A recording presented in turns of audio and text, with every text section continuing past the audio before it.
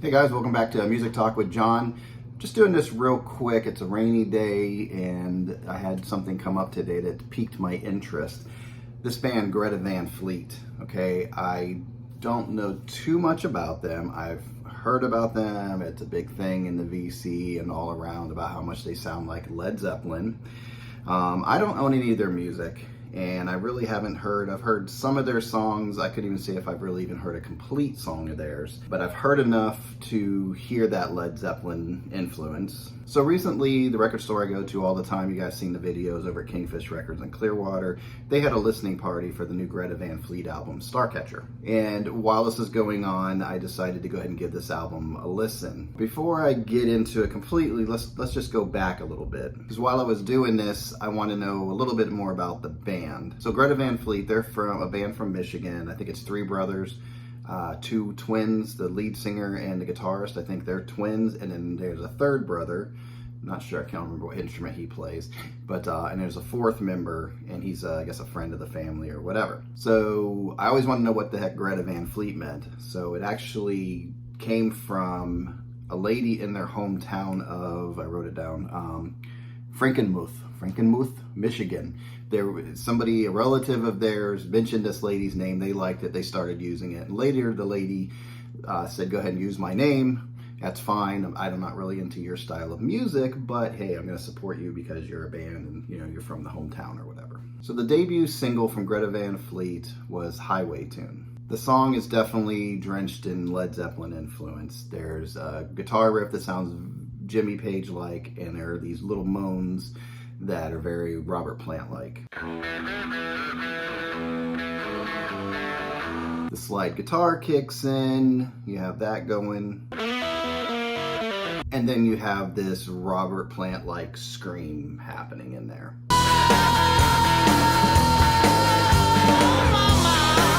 Sure, you hear it. They sound like Led Zeppelin, but that's not what this video is about. In this video, I'm focusing on the production value. In Highway Tune, the production sounds fine. The sound is heavy, but it's clear. So let's fast forward to their new release, Starcatcher, just came out this past Friday. Listening to that first song and listening to this album, I'm not sure what happened here. The very first song starts off with a keyboard part, and already right there, there's a distortion that's apparent.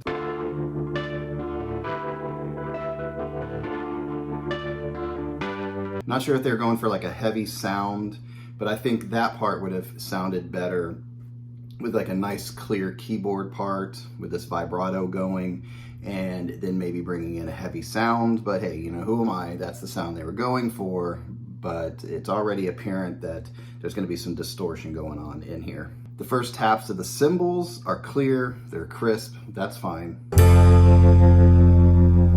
The bass line is clean. Still a little low for my taste, but it's there. The guitar comes in, the guitar has distortion on it, and at that point, all these little things going on, the mix sounds fine at this point.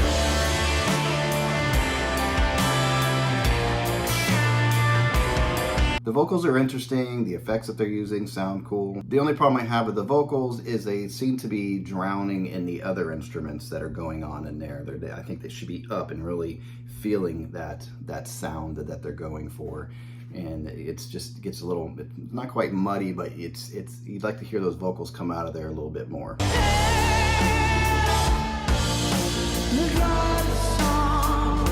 So while that's happening, there's this distortion that's building up while that's happening. While this is happening, I get a sense that, to me, it's like the sound is peaking out. It's becoming too much. It's not balanced enough. So just a little over a minute in, I think about a minute and 17 mark, the full band kicks in and the song starts to rock out. Unfortunately, this is where the band gets lost in like a sea of distortion, and everything becomes muddy and it's just bleh.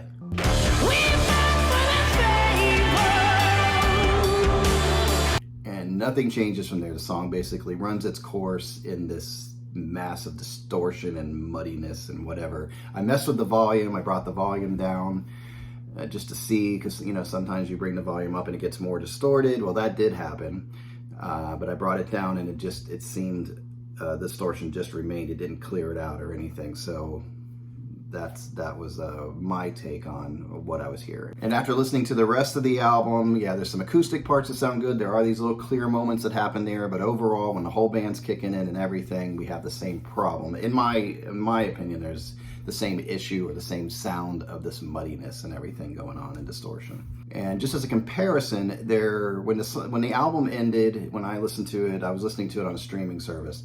When the album ended, it usually goes right into another artist or whatever that you may like based off of your listening, right? So a Peter Gabriel song came on, Road to Joy, Dark Side mix. And it was like total clearness happened. I don't know if that's the right way to phrase it, but so the Greta Van Fleet muddy distortion goes away, peaking sound, like just that kind of thing, and sandy sound of that whole album is gone. And this Peter Gabriel song comes on, and it's just clear. I can hear everything. I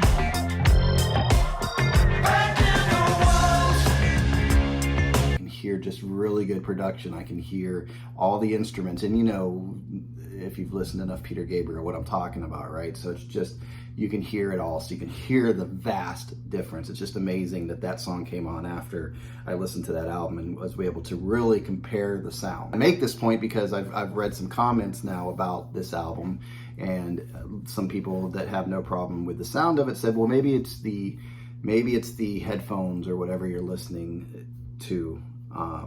But I had my AirPods in, and I hear plenty of music through them, and I could definitely hear the difference in the production value of this Greta Van Fleet compared to like the Peter Gabriel and other songs. So to me, it wasn't the headphones that were the problem. Is something went wrong in production or in that final mix. And I assume, from knowing a little bit about music and everything, you have a band, you have a producer, and there has to be some sort of sign off, right? I'm assuming they listen to the album and they all go, hey, this sounds great, and they hand it off to the engineer to do the final mix, right?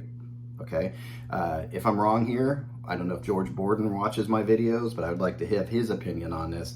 And I think he's going to do a show this week, and I'm going to get on there and talk to him about this and see if he listened to it. So with that in mind, did the producer in the band or whoever involved in that part of the process sign off on it, and then something went wrong with the engineering and the final mix? Or were they going for this heavy wall of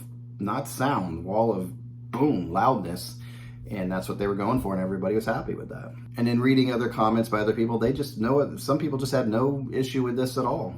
So is it me? Am I missing something? Could it sound better on another form of media? Does it sound better on vinyl?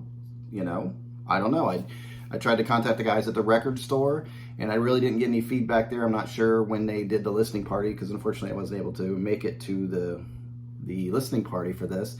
I'm not sure if they listened to it through like a streaming service or if they played it on an album in there. So I'd like to get some feedback from those guys too, but I wasn't able to get that information before I made this video. It's interesting. I think I have a pretty good ear, and I can tell the difference between the two. And if they were going for this, Greta Van Fleet was going for this sound, I can't understand why, because I think there's a really good album in there, and it just gets lost in this. Let me know. Why don't you give it a listen, or if you've listened to it, let me know in the comments below. We'll have a conversation about it. Let me know about maybe what you think I'm hearing, or maybe you're hearing the same thing, or whatever. This is not a criticism of the band or their music or anything like that. It's just me wondering why you would go for this sound, and wondering, are you hearing the same thing? Let me know about your comments, or let me know in your comments, or in the comments. It only took 3 times to get that out. Let me know in the comments below, and we will have a discussion about it. And this is a great topic, I think, of conversation. This might even work well in a live environment. Anyway, do that. Let me know in the comments, and I'll get back to you. And that's all I have for you. I just wanted to bring this up. I thought this was an interesting topic. So until next time, I hope you guys enjoy your music, and you take care out there, all right? Bye.